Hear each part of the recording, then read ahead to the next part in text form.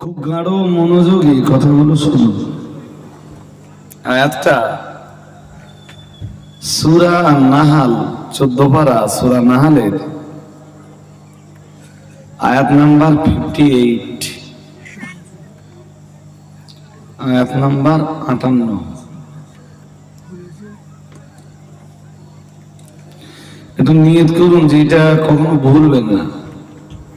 যেটা জওয়ালি সাহেবের কাছে শেষ বেলায় একটা আয়াতের জ্ঞান জোগাড় করেছিলাম।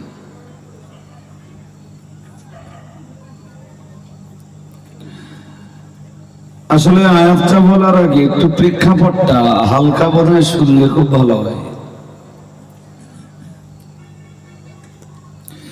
একটা সময় ছিল, একটা পিরিয়ড ছিল, নারী সমাজের মানুষের কাছে কোনো মর্যাদা ছিল না।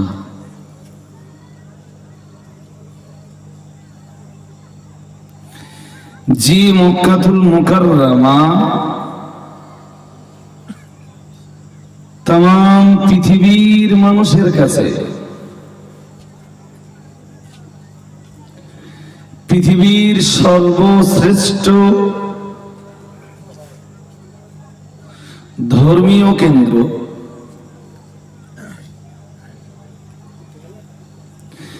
যে মক্কাতুল মুকাররমায় হজ্জের পিরিয়ডে লক্ষ লক্ষ মানুষের সমাগম হয়, ওই মক্কার মাটিতেই নারী জাতির অপমান ছিল সবচাইতে বেশি।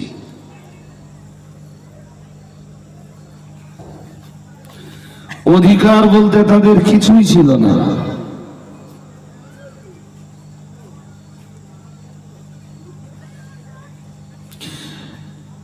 সামাজিক অধিকার,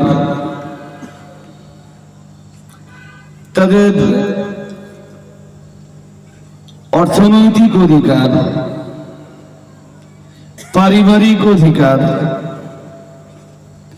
এ তো বহু বহু যোজনা দূরের কথা।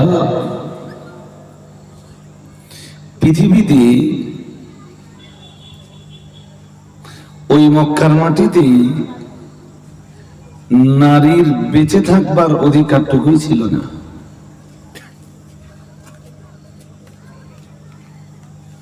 সবচাইতে বড় আশ্চর্যের ব্যাপার, স্ত্রীদেরকে নিয়ে তারা সংসার করত,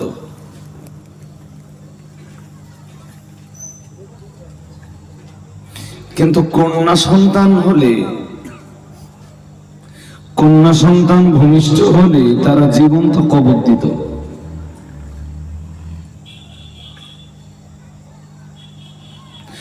এটা কোন ধরনের জেহালাতি!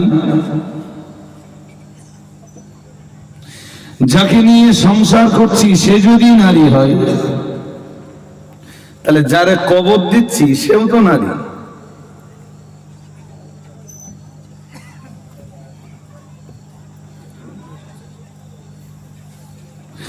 জেহালাতিরও তো একটা সীমা থাকা দরকার। মক্কার মানুষেরা বলতো, তদানীন্তন মক্কার মানুষেরা বলতো, আল মালাইকাতু বানাতুল্লাহ, ফেরেশতারা সব আল্লাহর মেয়ে। শুনতেছেন আমার কথা নাকি? একটু মনোযোগ দিয়ে শুনতে হবে। তারা একদিকে বলতো আল মালাইকাতু বানাতুল্লাহ, ফেরেশতারা আল্লাহর মেয়ে। নাউজুবিল্লাহ বলুন। আর একটু জোরে আওয়াজে নাউজুবিল্লাহ বলুন না।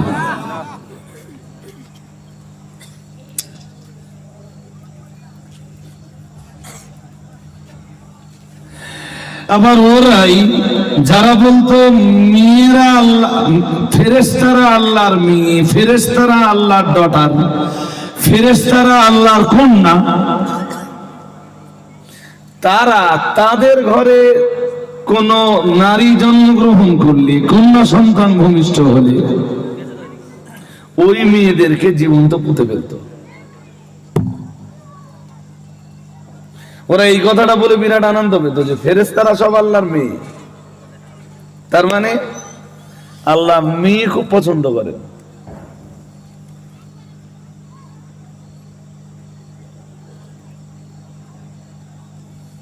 তো তোমরা পছন্দ করো না কেন?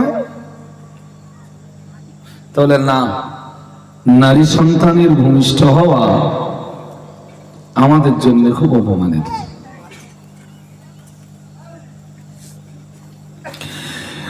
ওদের ত্রুটি এখানে একটা নয়, ওদের জেহালাতির পর জেহালাতি, ত্রুটির পর ত্রুটি, বিচ্যুতির পর বিচ্যুতি।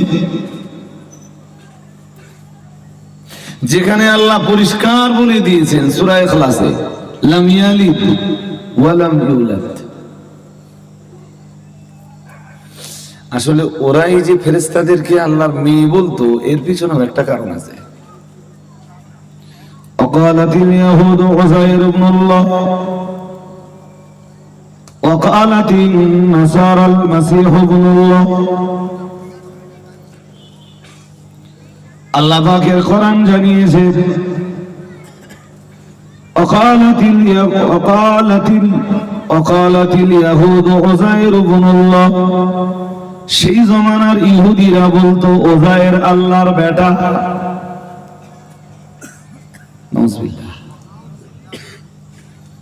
আর একটু জোর আওয়াজে বলুন। وقالت النصارى المسيح ابن الله। ওই জমানার খ্রিস্টানরা বলতো ঈসা নবী আল্লাহর বেটা। আর একবার বলুন। মক্কাবাসীরা অঙ্ক করে দেখেছিল, ইহুদিরা বলে ওজায়ের আল্লাহর বেটা, খ্রিস্টানরা বলে ঈসা নবী আল্লাহর বেটা, আমাদের তো কিছু দরকার।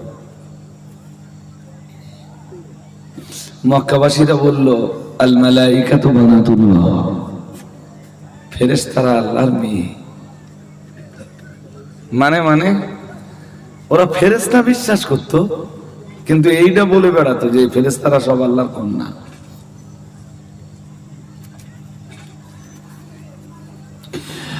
আল্লাহ কোরআন শরীফের বিভিন্ন আয়াত দিয়ে তার চূড়ান্ত প্রতিবাদ করলেন। সূরা জিনের ভিতরে একটা আয়াত দিলেন, বললেন মাত্তাখাযা সাহিবাতা ওয়ালা ওয়ালাদা।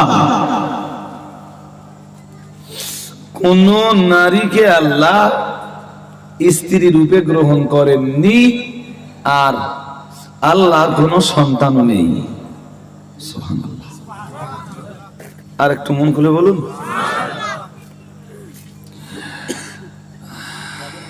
কোরআন শরীফের সূরা ইখলাসের ভিতরে আল্লাহ বললেন লাম ইয়ালিদ ওয়া লাম ইউলাদ।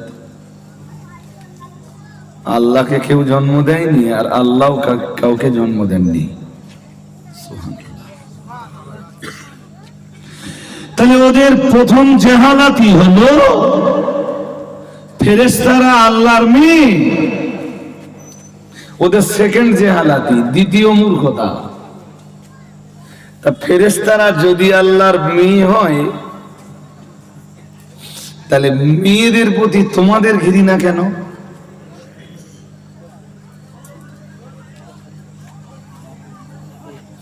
ওদের তখন অ্যান্সার ছিল, ফেরেশতা যদি আল্লাহর মেয়ে হয়,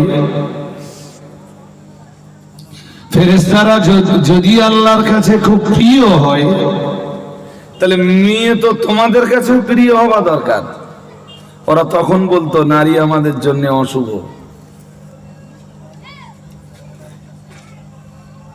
কতটা অশুভ জানেন? কোরআন বলছে, ওই যে আয়াতটা পড়ছিলাম শুরুতে, সূরা নাহলের 58 নম্বর আয়াত, وَإِذَا بُشِّرَ أَحَدُهُم بِالْأُنثَىٰ ظَلَّ وَجْهُهُ مُسْوَدًّا وَهُوَ كَظِيمٌ। আল্লাহ পাকের কোরআন জানিয়েছে, وَإِذَا بُشِّرَ أَحَدُهُم بِالْأُنثَىٰ, ওদেরকে যখন সংবাদ দেওয়া হতো বিল উনসা, কোন কন্যা সন্তান ভূমিষ্ঠ হওয়ার, কারোর ঘরে একটা মেয়ে হয়েছে, তা বাবার কাছে মেসেজটা পৌঁছে দেওয়া হলো তোমার মেয়ে হয়েছে। আল্লাহ বলছেন যাল্লা ওয়াজহুহু মুসওয়াদ্দান,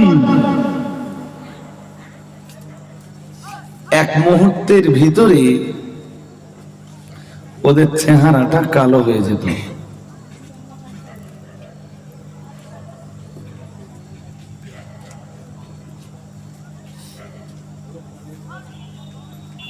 চেহারার দিকে তাকানো যেত না, কপালে চিন্তার একটা ভাঁজ পড়ে যেত। মেয়ে আমার জন্য এত অপমান, শালা বউলে ঘর করতেছে ওদের লজ্জা লাগে না, মেয়ে সন্তান বলে বিরাট চাই। তামাম আরবে কম বেশি কিছু লেখাপড়া জানা মানুষ ছিল, কেউ প্রতিবাদ করতো না। তবে ওর পরের আয়াতটা একটু আপনাদের শুনতে হবে। এটা তো শুনলেন আয়াত নাম্বার 58, ওর পরে সূরা নাহলের আয়াত নাম্বার 59। আমি কোনো প্রস্তুতি নিয়ে আসিনি ওয়াজে যে আজকে কি ওয়াজ করব, এখানে এসে শুধু এই দুটো আয়াত একটু পড়ছিলাম, ব্যাস। নিয়ত করেছিলাম যে ঠিক এই দুটো আয়াতই আপনাদের কাছে পেশ করব, এবং এই দুটো আয়াত আর লেটেস্ট আর একটা আয়াত পড়েছি মিরাসের আয়াত, ওইটা আপনাদের কাছে একটু বলবো, একটু ধৈর্য ধরতে হবে তার জন্য। তবে কন্যা সন্তান আবারও সমাজের কাছে ১৫০০ বছর পরে কন্যা সন্তান আবারও মানুষের কাছে অবাঞ্ছিত, আবারও কন্যা সন্তান মানুষের কাছে দুর্ভাগ্যের বলে মনে করা হচ্ছে। তার অনেকগুলো কারণ আছে।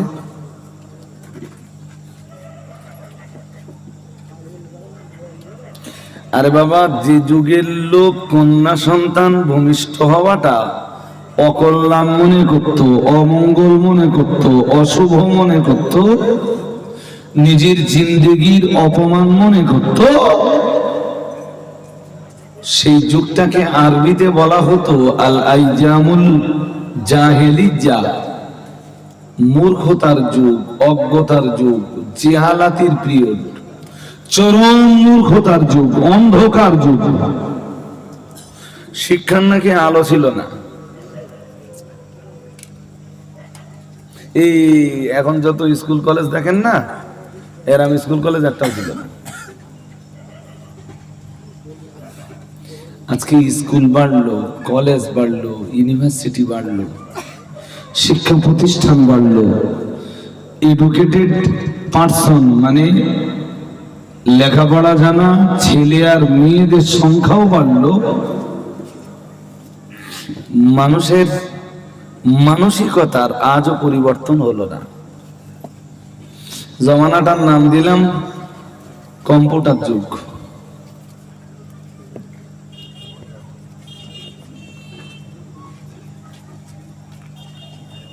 ডোন্ট মাইন্ড, একটা মেয়ে বিয়ে দিতে গেলে বিয়ের সময় যদি 2 লাখ টাকা দিতে হয়, তো মেয়ে হলেই তো বাপের মাথায় মাছ পড়বে।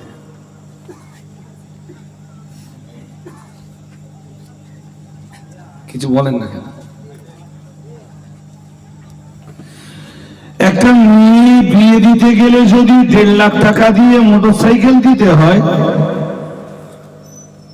তো গরিব কোন বাবার ঘরে একটা কন্যা সন্তান ভূমিষ্ঠ হলেই তো গরিব বাবার মাথায় বাস পড়বে।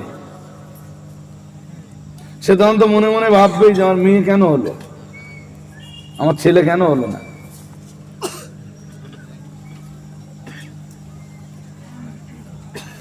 যারা আছেন,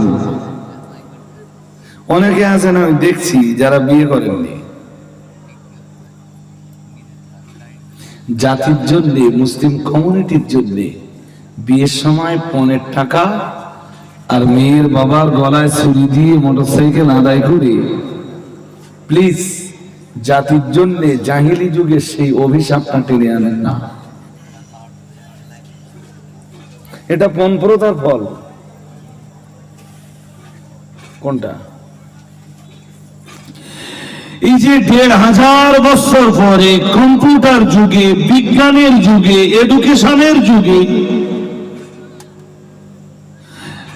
মানুষ কোরআন জানবার পরেও, হাদিস জানবার পরেও, মানুষের ভিতরে রাসূলের সুন্নাত বিদ্যমান থাকার পরেও, ইতনা ওয়াজ নসিহত হওয়ার পরেও, দেশে এত আলেম, হাফেজ, মাওলানা, কারি, মুফতি, পীর, পীরজাদা থাকবার পরেও কন্যা সন্তানের জন্ম নেওয়াকে, কন্যা সন্তানের ভূমিষ্ঠ হওয়াকে ফের যে অপমানজনক বলে মনে করা হচ্ছে, কন্যা সন্তানের পিতা অমঙ্গল আর অকল্যাণ বলে মনে করছে, এটা পণ প্রথার ফল।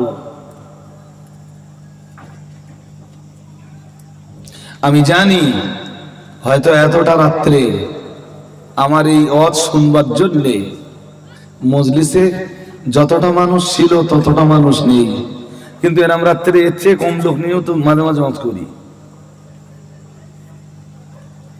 এখানে অনেকগুলো চ্যানেল আছে, আমার এই বার্তা না, আমার এই মেসেজ বহু দূর দূরান্ত পর্যন্ত পৌঁছে যাবে।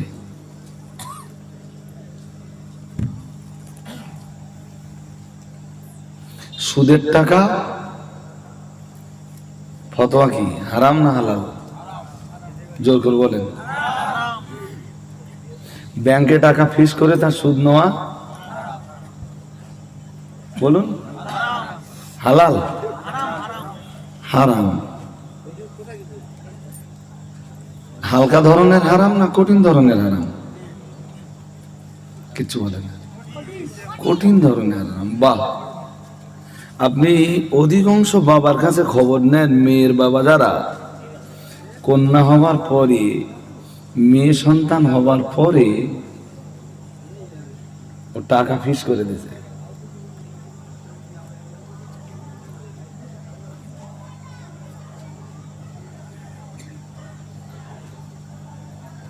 টাকা ব্যাংকে ফিক্সড, ২০,০০০ টাকা রেখেছে, ও হিসাব করে রেখেছে ১০ + ১০, 10 + 10, এটা ১০ বছরে, এখন ক বছরে ডবল হচ্ছে আমি জানি না, ১০ বছরে ৪০,০০০, ফের ওইটা আর ১০ বছরে বলুন সমুদ্রের ছাওয়াল যদি ১,০০,০০০ টাকা চেয়েও বসে, হারাম দে হারাম কাটাবো, হারাম দে। চিন্তা ভাবনাটা জায়েজ না।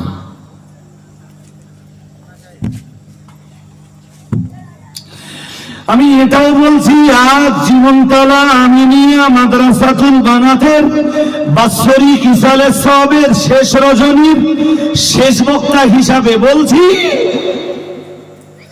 মেয়ে যদি মেয়ে বানাতে পারেন, আবার বলছি, মেয়ে যদি মেয়ে বানাতে পারেন, নারীকে যদি নারী বানাতে পারেন, বিয়ের সময় কিচ্ছু দেওয়া লাগবে না, ছেলে আর ছেলের বাপ আপনার তেলাবে। মেয়ে যদি হাফ মদ্দা আর হাফ মেয়ে হয়, কথা শুনতেছেন নাকি? মেয়ে যদি হাফ মদ্দা, হ্যাঁ হাফ মদ্দা বোঝেন? কথা বলেন না, শালা জাতে নারী কিন্তু হাফ ভাব পুরো মদ্দা। এই জন্যে আমিও নাম দিয়েছি হাফ মদ্দা আর হাফ হাফ কি জানি, আমার আবার ঠিক হয়েছে কি তা আল্লাহ জানে। তো মেয়ে যদি হাফ মদ্দার হাফ মেয়ে মতন হয়, ওর বিয়ে দিতে গেলে মাল লাগবেই। মেয়েরে মেয়ে বানান কিচ্ছু লাগবে না। কি চাইবে ছেলে? টাকা। টাকার চেয়ে ওই মেয়েটার দাম বেশি। টাকার চেয়ে কেন? হাদিস শরীফ বিবরণ দিয়েছে, আল্লাহ পাকের রাসূল জানিয়েছেন, আদ-দুনিয়া কুল্লুহা মাতাউন ওয়া খায়রুল মাতাঈদ দুনিয়া আল মারাতুস সালিহা। না না না না না, একটা কথা আমি আমার ব্যক্তিগত কথা বলবো না, প্রিয় নবী মুহাম্মদুর রাসূলুল্লাহ সাল্লাল্লাহু আলাইহি ওয়াসাল্লাম আমার আল্লাহর নবী জানিয়ে দিয়েছেন, আমার আল্লাহর হাবিব জানিয়ে দিয়েছেন, আদ-দুনিয়া কুল্লুহা মাতাউন। আল্লাহ পাকের রাসূল জানিয়েছেন, দুনিয়ায় যা কিছু আছে সবই হলো সম্পদ। আল্লাহ পাকের রাসূল জানিয়েছেন, ওয়া খায়রুল মাতাঈদ দুনিয়া আল মারাতুস সালিহা।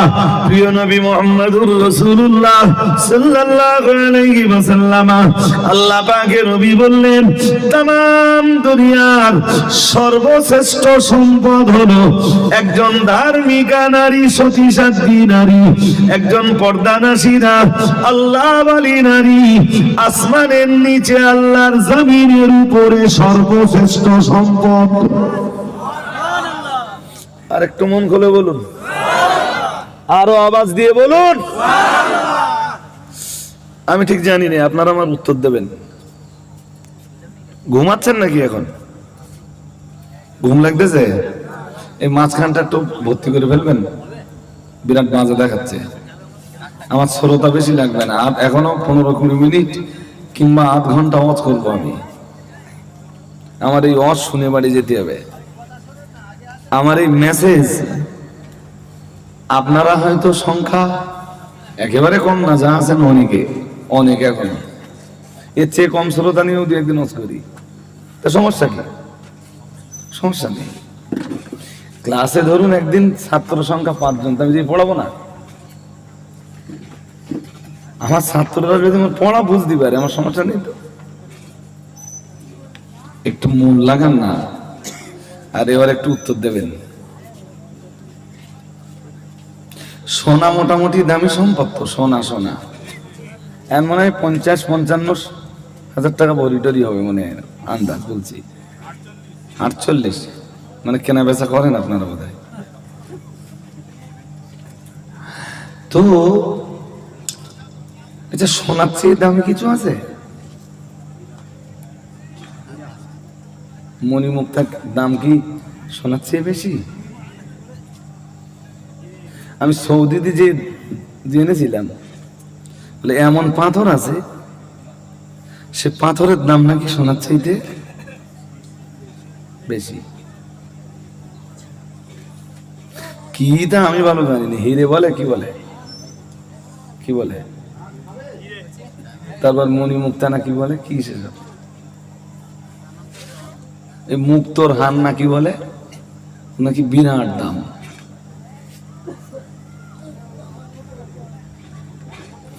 পৃথিবীর যত সম্পদ আছে, সোনা হতে পারে, রূপা হতে পারে, মণি হতে পারে, মুক্তা হতে পারে, হীরা হতে পারে,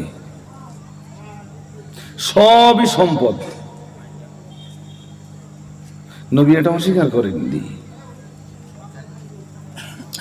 তবে মুহাম্মদুর রাসূলুল্লাহ সাল্লাল্লাহু আলাইহি ওয়াসাল্লাম तमाम উম্মতকে ডাক দিয়ে বললেন, ও আমার উম্মতিরা মনে রাখো, আমি মুহাম্মদুর রাসূলুল্লাহ সাল্লাল্লাহু আলাইহি ওয়াসাল্লাম আমি আল্লাহ পাকের নবী বলছি, সোনা মূল্যবান সম্পদ হতে পারে, রূপা মূল্যবান সম্পদ হতে পারে, রূপা কিংবা সোনা মূল্যবান সম্পদ হতে পারে, মণি মুক্তা মূল্যবান, অনেক মূল্যবান সম্পদ হতে পারে।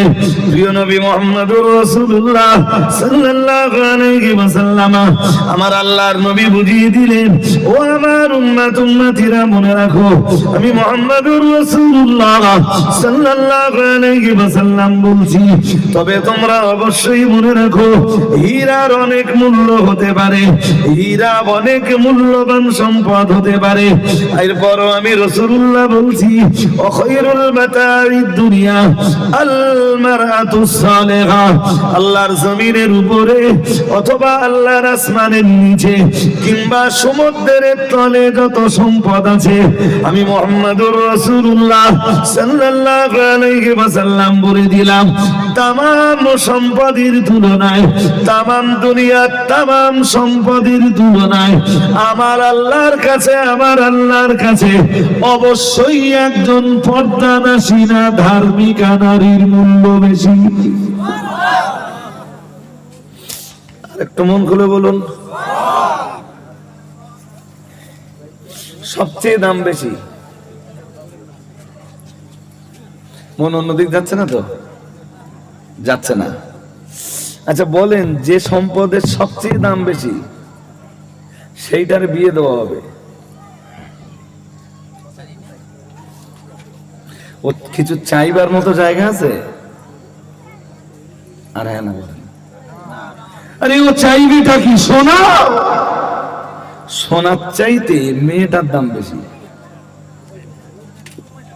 আরে এটা তো মুফতি আব্দুল মাতিন সাহেবের কথা নয়, মুফতি আব্দুল কাইয়ুম সাহেবের কথা নয়, तमाम দুনিয়ার কোন মুফতি, কোন আলেম, কোন পীর সাহেব, কোন পীরজাদা, কোন হুজুরজাদার বক্তব্য নয়।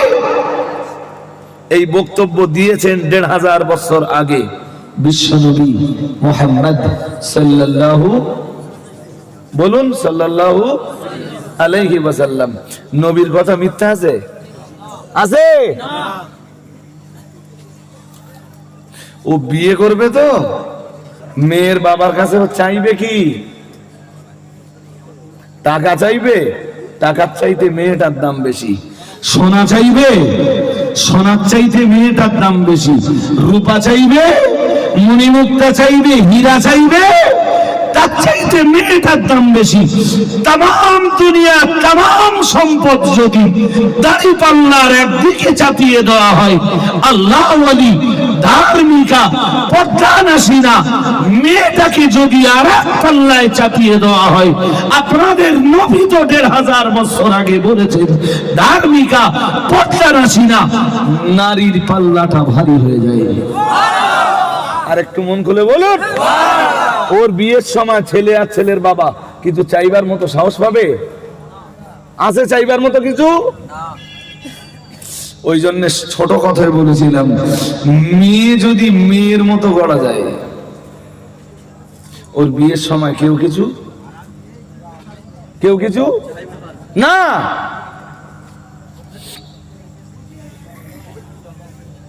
নবীজি বলেছেন, তবে হাদিসটা বোধহয় একটু পরে বললে ভালো হতো, একটুখানি পরে।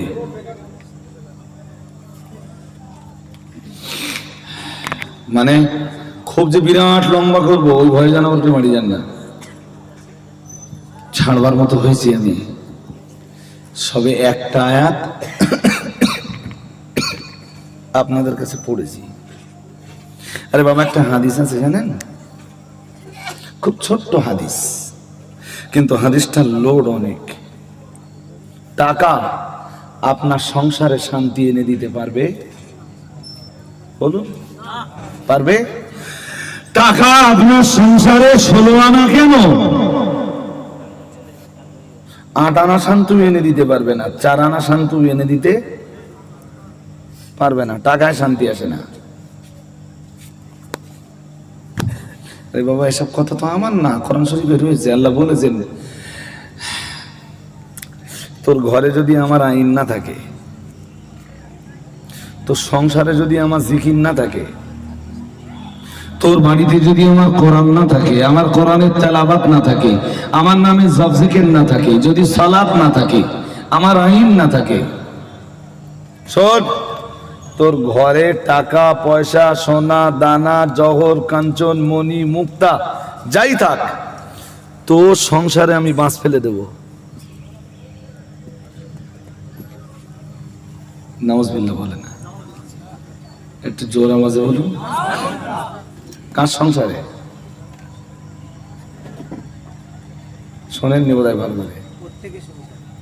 হ্যাঁ, প্রত্যেকের সংসারে মানে হ্যাঁ, তোর সংসারে বাঁশ ফেলে দেবো। তোর টাকা পয়সা যাই থাক, তোর ঘরে এসি থাকবে, ফ্রিজ থাকবে, ওয়াশিং মেশিন থাকবে, অত্যাধুনিক আরামায়েশের যত জিনিসপত্র আছে সব তোর ঘরের ভিতরে থাকবে। এরপরেও তোর সংসারে বাঁশ ফেলে দেবো। কোরআন শরীফের 16 পারায় আছে এই আয়াত। ومن أعرض عن ذكري فإن له معيشة ضنكا ونحشره يوم القيامة أعمى قال رب لما حشرتني أعمى وقد كنت بصيرا قال كذلك أتتك آياتنا فنسيتها وكذلك اليوم تنسى। এই আয়াতগুলোর ভিতরে ওইসব কথা আছে, যদি সময় পান কখনো কোরআন হাদিস ঘেটে একটু বুদ্ধি লাগাতে হবে আর কি। বুদ্ধি ছাড়া না কোরআন হাদিস কিছু বলা যায় না। আপনার ব্রেনটাকে কাজে লাগাতে হবে। আগের আর পরের আয়াতের যে সাযুজ্যতা, গভীর সম্পর্ক, ওই সম্পর্কটা খুঁজে বার করতে হবে। তারপর কোরআন শরীফের আয়াত বোঝা যাবে, তারপর রসুলের হাদিস বোঝা যাবে। যাক, আমি যেটা বলছিলাম, টাকা টাকা শান্তি এনে দিতে পারে? বলুন না। আল্লাহর আইন না থাকলে, আল্লাহর সংবিধান না থাকলে ওই ঘরে শান্তি থাকবে না। তবে নবী একটা কথা বলেছেন, খুব চ্যাম্পিয়ন কথা। নবী বলেছেন আরবাউন মান উতিয়াহুন্না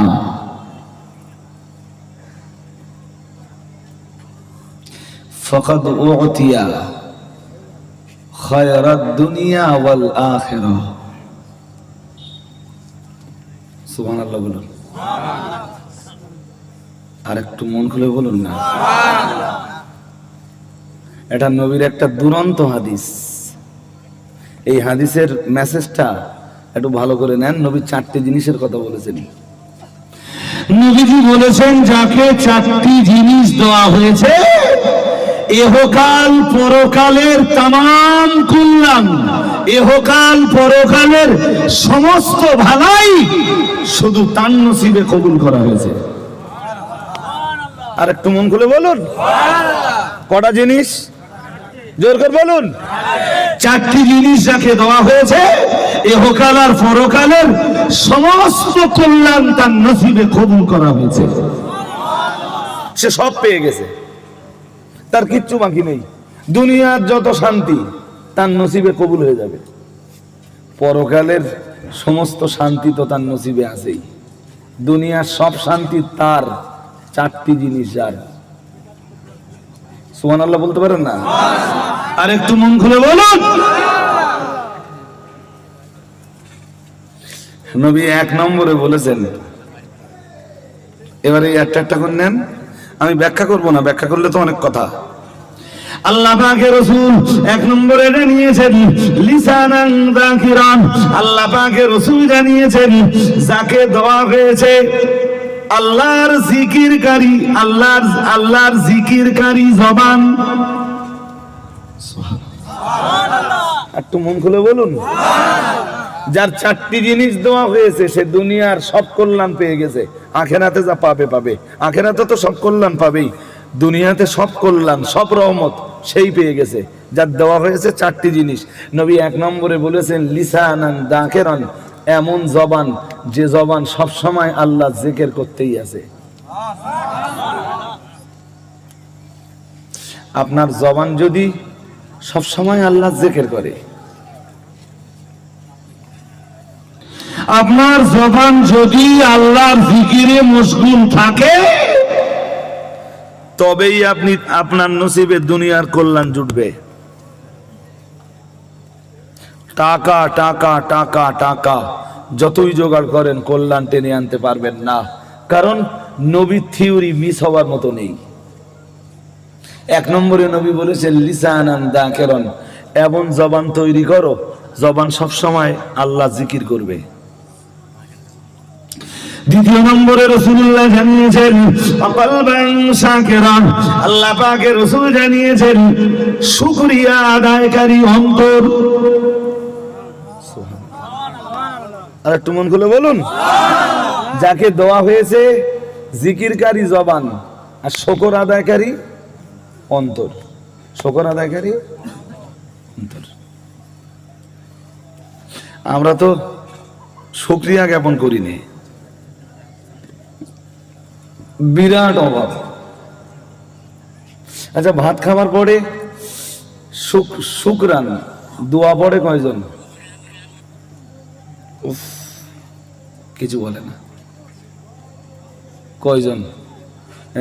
ও তো বহু দূরের কথা, কয়জন বিসমিল্লাহ পড়ে জিজ্ঞেস করলি তাই খুঁজে পাবা। শুধু ভাত খাবার পরে না তো, আল্লাহ গোটা দুনিয়াটা আপনার জন্য নিয়ামতে ভরপুর করে দিয়েছেন। এত নিয়ামত যে আল্লাহ দিলেন, এই নিয়ামত গুলো উপভোগ করার পরে শুকরগুজার করেছে কয়জন?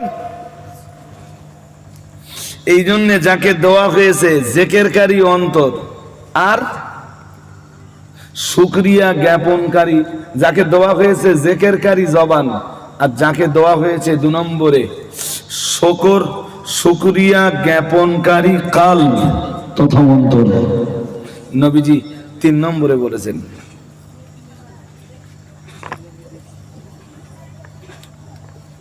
নবীজি 3 নম্বরে আবার বলেছেন ও বাদানান সাবিরান আলাল বালাই। সুবহানাল্লাহ। আরেকটু মন করে বলুন। রাসূলুল্লাহ পরের অংশে আবার বলেছেন আর যাকে প্রদান করা হয়েছে ধৈর্য ধারণকারী দেহ। কি দেহ? জোর করে বলেন, কি দেহ? কি অন্তর? আগেরটা ভুলে গেছেন। শুকর আদায়কারী অন্তর। কি জবান?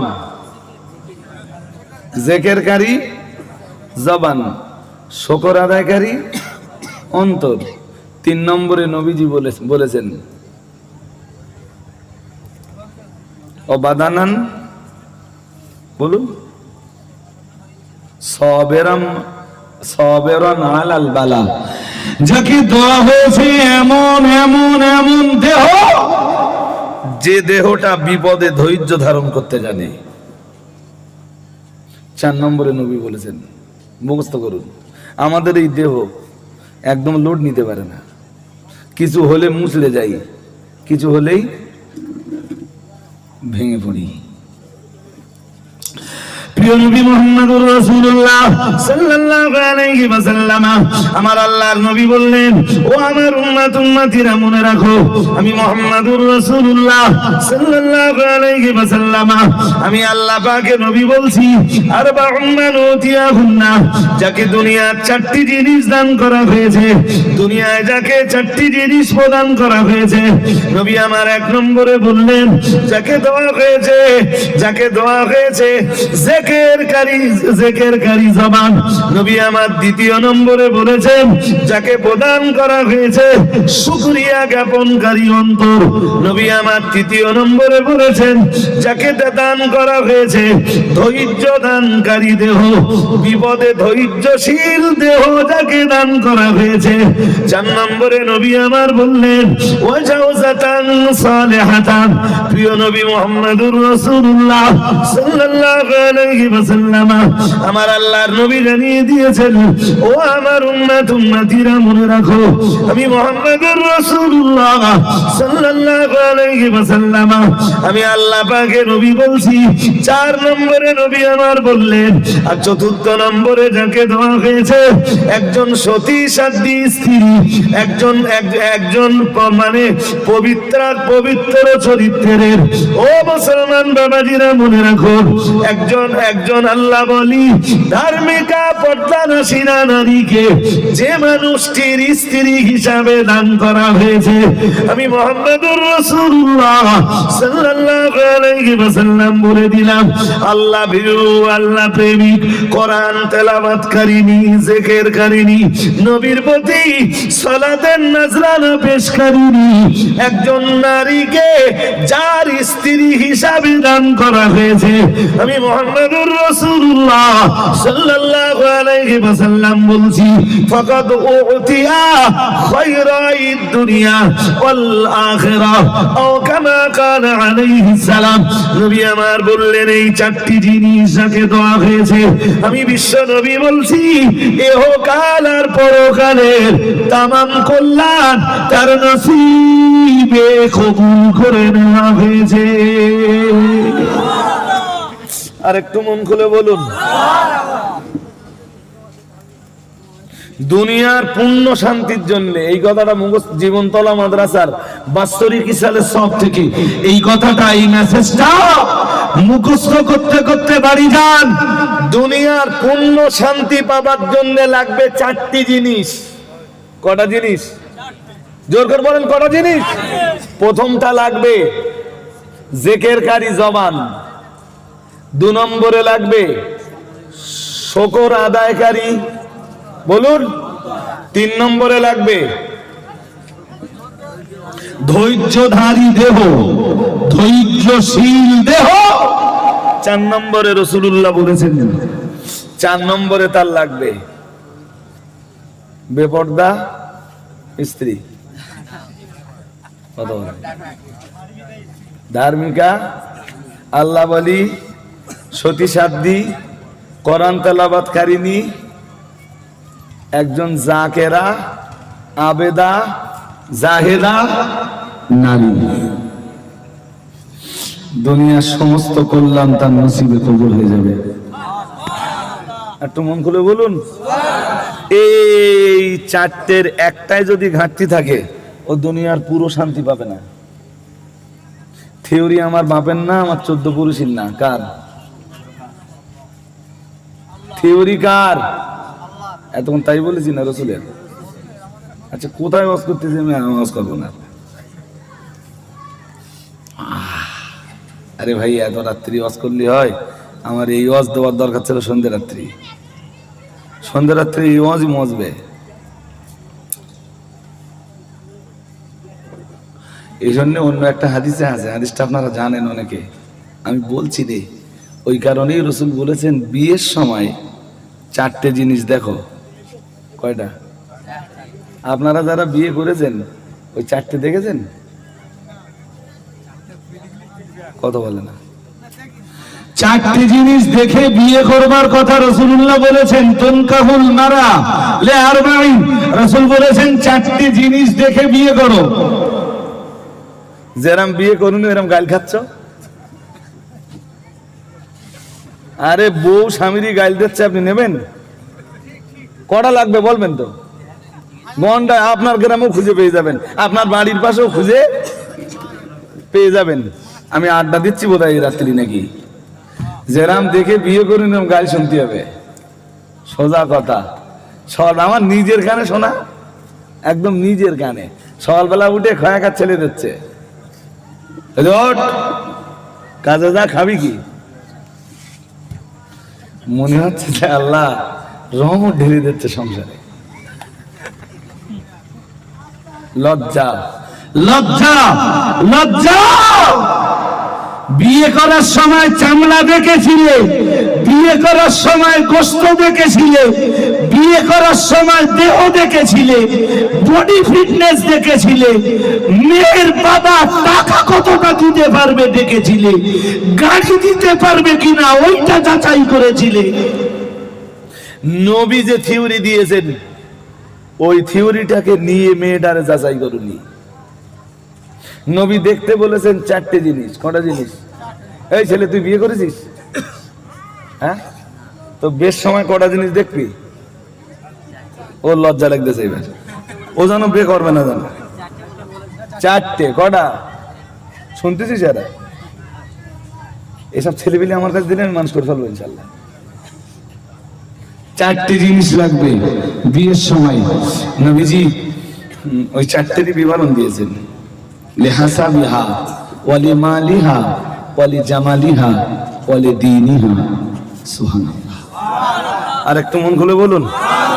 নবী 1 নম্বরে বলেছেন বংশ। কি বলতেছেন? হ্যাঁ, বাহ।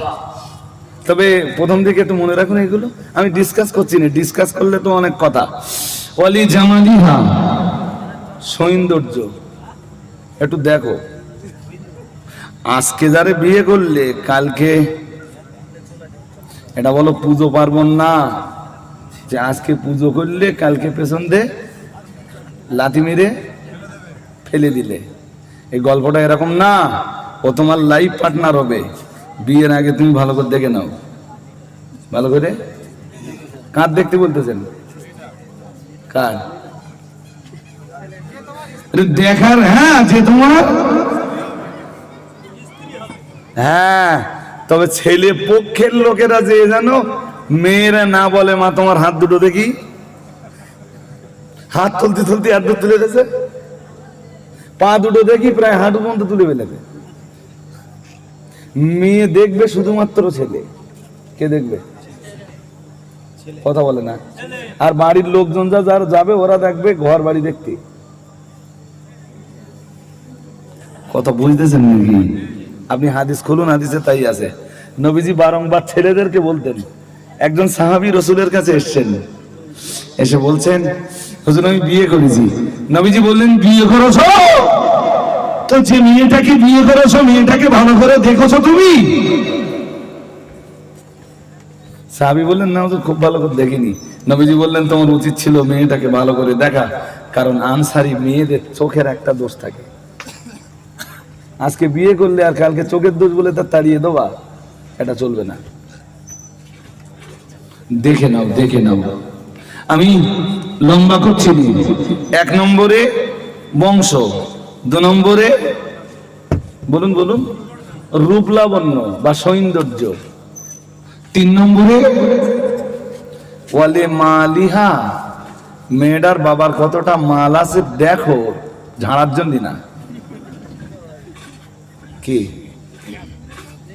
এই মাল আছে, মেয়ের বাবার মাল দেখে বিয়ে করো, এইটা বললি তো আমার জনগণের উল্টো ব্যাখ্যা করছে দেবে।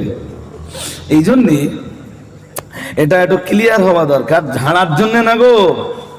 তুমি বিয়ে করলে 2 বছর 4 বছর 5 বছর কেটে গেল, ইন ফিউচার ভবিষ্যতে তুমি কোনো বিপদে পড়ে গেলে, এত কঠিন বিপদে পড়েছো, 2 মাস 6 মাস 1 বছর তুমি ঘর ছেড়ে উপার্জনের জায়গাতে যেতে পারোনি, ওই পিরিয়ডে তোমার শ্বশুরের যদি কিছু মাল থাকে, তোমার শ্বশুর যেন তোমাকে একটু সহায়তা করতে পারে।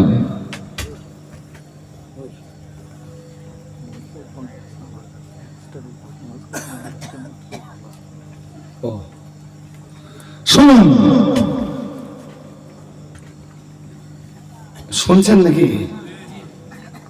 কয় নম্বর হয়েছে? 3 নম্বর। আর একদম 4 নম্বরে যে রাসূলুল্লাহ বলেছেন, রাহমাতুল লিল আলামিন বলেছেন, ওয়ালি দীনিহা, কি দেখো? ধর্ম। কি দেখো? ধর্ম। তবে শেষে বলেছেন, একটা মেয়ের ভিতরে যদি বংশীয় গুণ নাও থাকে, ওই মেয়েটার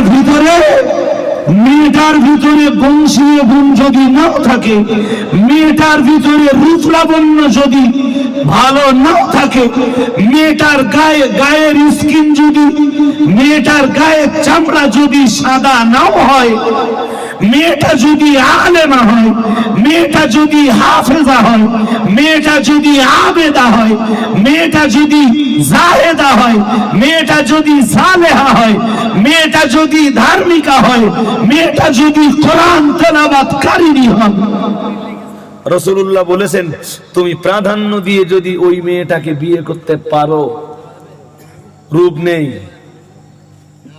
উঁচু বংশের মেয়েও না, আবার মেয়ের বাবা রাস্তার ভিখারি, এরপরেও যদি মেয়েটাকে প্রাধান্য দিয়ে বিয়ে করতে পারো, আশা করা যায় আল্লাহর রহমত তোমার সংসার জীবনে নসিব হয়ে যাবে। আর একটু মন খুলে বলুন, আমাদের দরকার রহমত। ছাড়ুন, অনেক কথাই বলে ফেলেছি, অজান লম্বা করবো না। আর একটুখান বলবো বলেছিলাম না, আরবের 3টে গোত্র ছিল। এবার একটু মুখস্থ করুন, সে গোড়ায় ফিরে আসছি। আবার আরবের 3টি গোত্র ছিল। কটা? যারা মেয়েদের জীবন্ত কবর দেওয়ার ব্যাপারে তাম আরবের ভিতরে ছিল সবচেয়ে এগিয়ে। গোত্র কটার নাম একটু মনে রাখুন।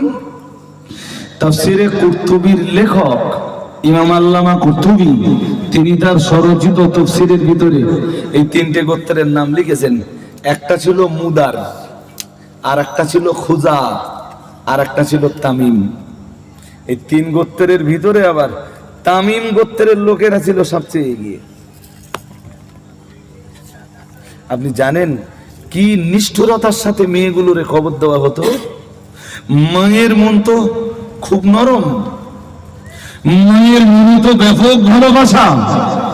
বহু ক্ষেত্রে দেখা গেছে, বহু ক্ষেত্রে যে মা বাচ্চা হওয়ার পরে বাবা দেশে নেই, বাবা বাড়িতে নেই, মা বাচ্চাটাকে গোপন করেছেন, গোপনে গোপনে লালন পালন করছেন।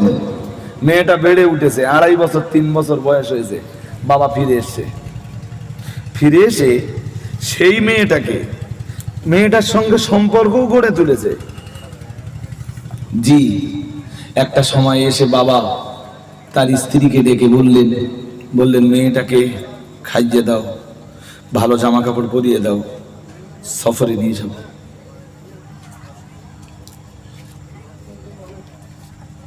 মরুভূমির রাস্তা দিয়ে সফরে নিয়ে যেতে যেতে জি মরুভূমিতে জীবন্ত কবর খুঁড়ে কবরের ভিতরে তাদেরকে ঢেলে দেওয়া হতো। আজকের পৃথিবীর মেয়েরা স্বাধীনতা করছে, অর্থনৈতিক স্বাধীনতা, রাজনৈতিক স্বাধীনতা, সামাজিক স্বাধীনতা, পারিবারিক স্বাধীনতা।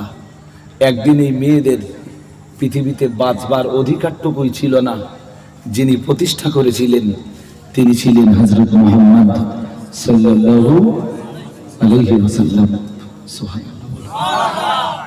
দেহিয়াতুল কালবির মতো সাহাবী, বিখ্যাত সাহাবী রাসূলের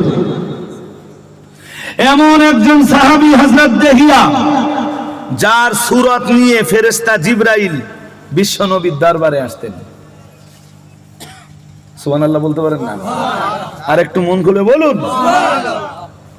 উনি ওনার জীবনে বহু সন্তানকে জীবন্ত দাফন করেছেন। দরবারে নবাবিতে কালেমা পড়ার পরে উনি কেঁদে বলছিলেন, হুজুর মনে হয় আমার জিন্দেগির গুনাহ আল্লাহ আমাকে ক্ষমা করবেন না। নবীজি বলছিলেন কেন? বলছিলেন হুজুর আমি সর্বশেষ যে মেয়েটাকে কবরের ভিতরে দাফন করি তার আকাশ ফাটা চিৎকার আর বুক ফাটা আর্তনাদ এখনো আমার কানে বাজে। আমি নিজেকে সামলাতে পারিনি হুজুর। আমি যখন আমার জন্ম দেওয়া নিজ কন্যা সন্তানকে কবরের ভিতরে জীবন্ত অবস্থায় কবরের ভিতরে ঠেলা দিয়ে ফেলে দিলাম, মেয়েটা আমার কাছে পিপাসার পানির কামনা করলো। আমি গর্ত খুঁড়ে তার জন্য কবর খুঁড়ে তাকে বললাম, মা গর্তটার ভিতরে তাকিয়ে দেখো, এবারে পানি উঠছে, আমি তোমার জন্য পানির বন্দোবস্ত করব। মেয়েটা যেই গর্তের দিকে তাকালো পানির সন্ধানের জন্য, পিপাসার্ত মেয়েটাকে পিছনের দিক দিয়ে লাথি মেরে কবরের ভিতরে ফেলে দিলাম। ও যখন কবরের ভিতরে পড়ে গেল, আমাকে আব্বু আব্বু আব্বু করে চিল্লাচ্ছিল, আপনি আমাকে বাঁচতে নাই বা দেন।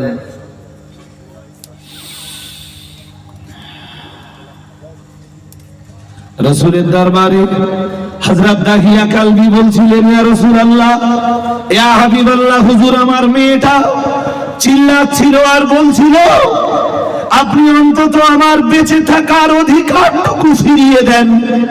तमाम जिंदगीতে বাবা বলে না হয় আপনাকে কোনোদিন পরিচয় দেব না, আপনার সামনে না হয় আমি কোনোদিন নিজের চেহারাটুকু দেখাবো না, অন্তত আমাকে সুযোগ দেন আমার মায়ের কাছে একবার ফিরে যেতে। বললেন, হুজুর আমার মেয়ের এই আকাশ ফাটা চিৎকার, বুক ফাটা এই আর্তনাদ আমার মনের ভিতরে কোনো প্রভাব সৃষ্টি করেনি।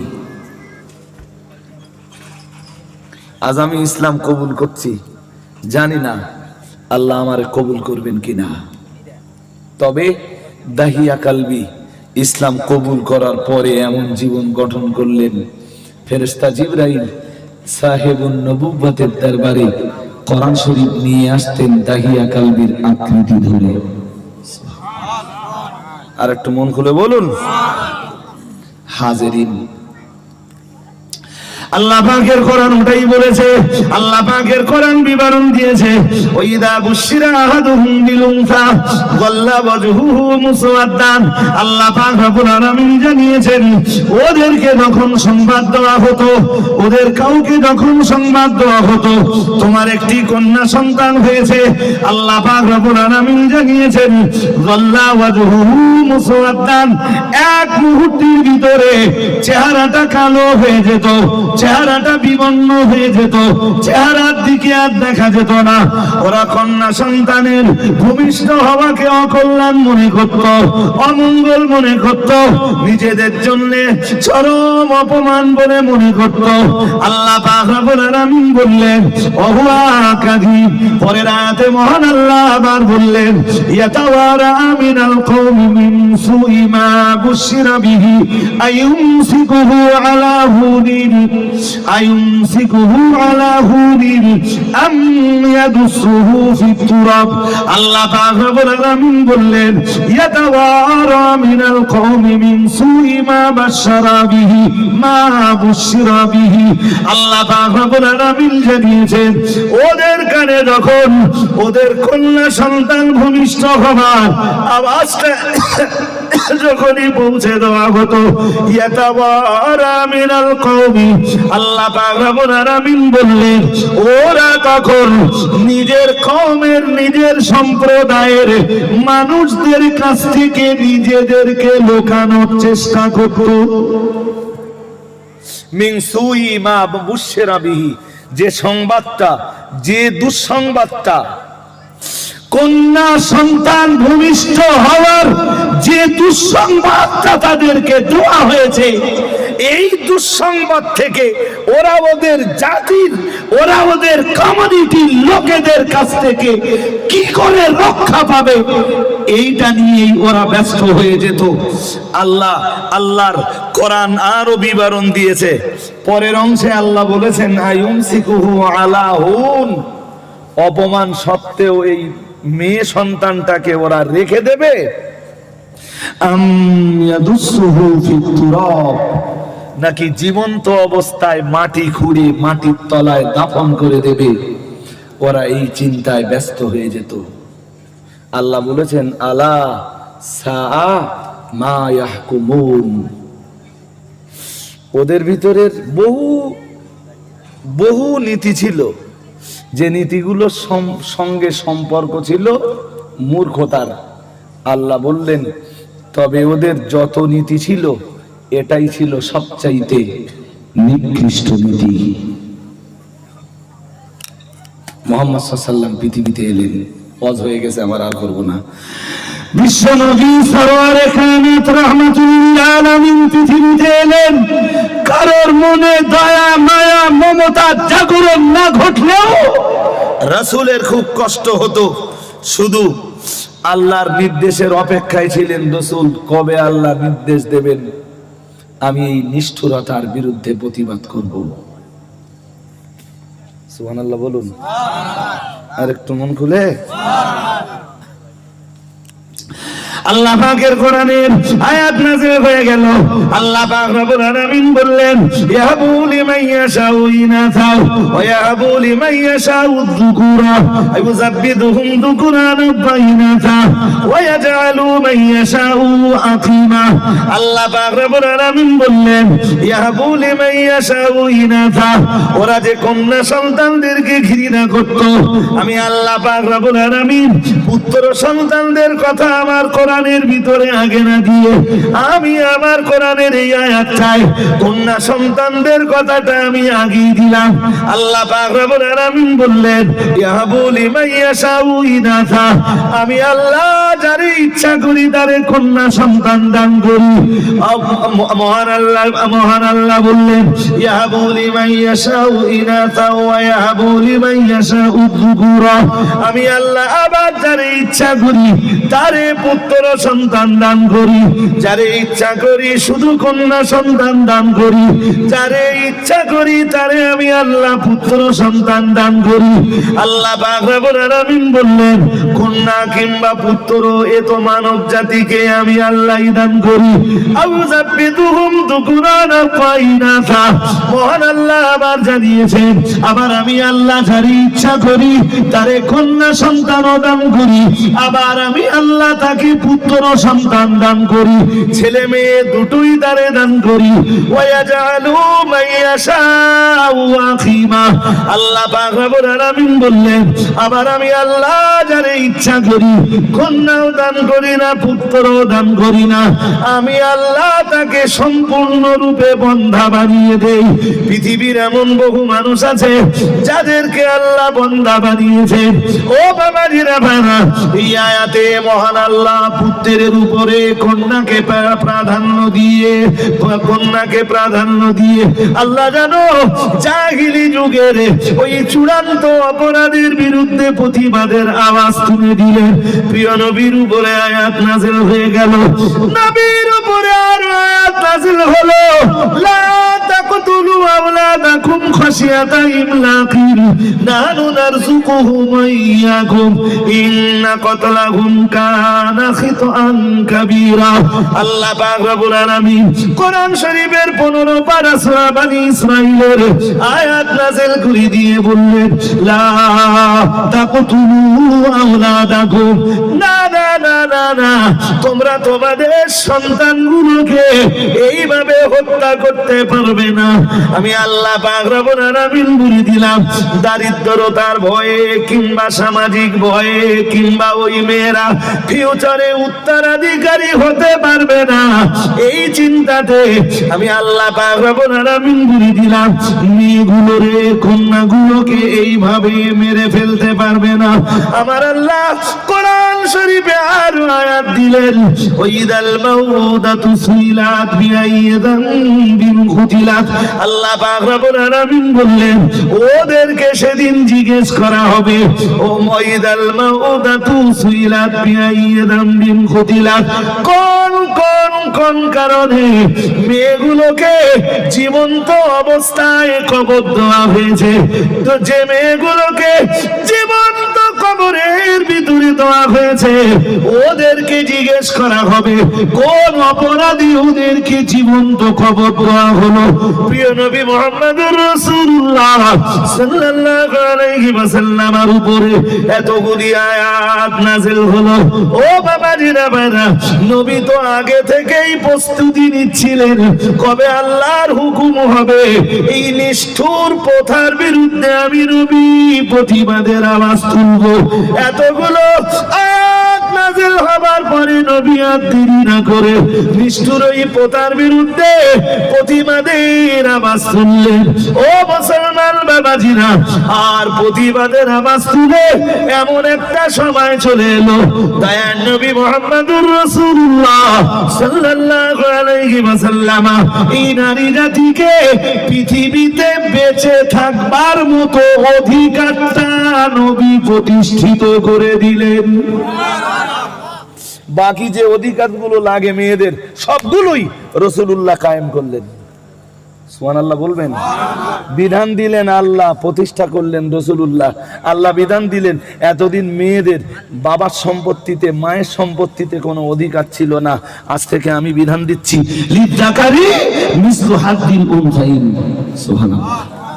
একটু মন খুলে বলুন, সম্পত্তি ছেলে যতটা পাবে মেয়ে তার অর্ধেকটা পাবে। এতদিন ওদের কিচ্ছু ছিল না, কিচ্ছু। মেয়েরা তো এখন আন্দোলনে নামতেছে, ওদের স্বাধীনতা দরকার, পর্দার ভিতরে আর থাকবে না, ওরা এসব খবর রাখে না। কোরআনের এই আয়াতগুলো যেদিন ওরা পড়বে সেদিন ওদের চোখ খুলবে। আল্লাহ আমার জি মাতৃ সমাজকে বুঝবার মতো ক্ষমতা দান করুন, বলুন আমিন। অনেক হজ করেছে না, তাও কম করিনি ওয়াজ, আলহামদুলিল্লাহ। জি এবারে আপনাদের থেকে বিদায় নেব, শেষ বেলায় কিছু হবে না আমার হাতে। এই যারা যারা আছি নিজেরা আর কি হয় কিছু মালমাত্তা পয়টা নেই, পরে দেওয়া যাবে না।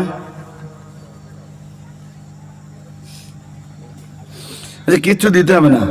মাদ্রাসার মেয়েদের খাওয়ার জন্য 50 কেজি চাল একজন দেবেন, কালকে দিতে হবে না, মোটামুটি দিলে হবে না। আমার এক ভাই দেখেন এই 500 টাকা, এ তো প্রায় বাড়ি চলে গেল। আমি না চাইলে আমি সালাম পড়বো, এবার দোয়া করবো।